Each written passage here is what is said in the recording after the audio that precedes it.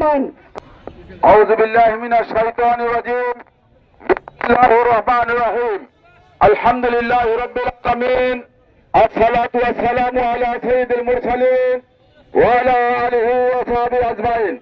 বাংলার কর্মসূচির অংশ হিসাবে আজকে মাদারীপুর জেলা শাখার বিক্ষোভ মিছিল উত্তর সমাবেশের সম্মানিত প্রধান অতিথি, সম্মানিত নেতৃবৃন্দ, প্রিয় মাদারীপুরবাসী, আসসালামু আলাইকুম ওয়া রাহমাতুল্লাহি ওয়া বারাকাতুহু। আপনারা জানেন 2011 সালের সেপ্টেম্বর মাসে আমাদের প্রিয় নেতা মজলুম জননেতা এটিএম আজহারুল ইসলামকে অন্যায়ভাবে গ্রেফতার করে একের পর এক রিমান্ডের নামে তার উপরে শারীরিক মানসিক নির্যাতন চালিয়ে এই আন্দোলনকে স্তব্ধ করতে চেয়েছিল। কিন্তু আল্লাহ তাআলার অপর মেহেরবানিতে 2024 সালের আগস্ট বিপ্লবের মধ্য দিয়ে, দেশের ছাত্র জনতার বিপ্লবের মধ্য দিয়ে, একটি সুন্দর সমাজ প্রতিষ্ঠার মধ্য দিয়ে আমরা আশা করছিলাম ন্যায় বিচার পাবেন, বৈষম্যহীন সমাজ গঠন হবে।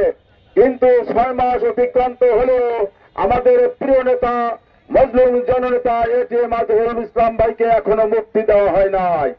আমরা এই সরকারের তীব্র নিন্দা এবং প্রতিবাদ জানাচ্ছি।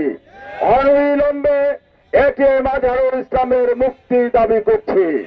আমাকে মুক্তি দিন, অন্যথায় যে কোনো পরিস্থিতির জন্য আপনারাই দায়ী থাকবেন। অবিলম্বে জামাত ইসলামের নিবন্ধনকে ফিরে দিন, অর্থাৎ যে কোনো পরিস্থিতির জন্য প্রস্তুত থাকুন।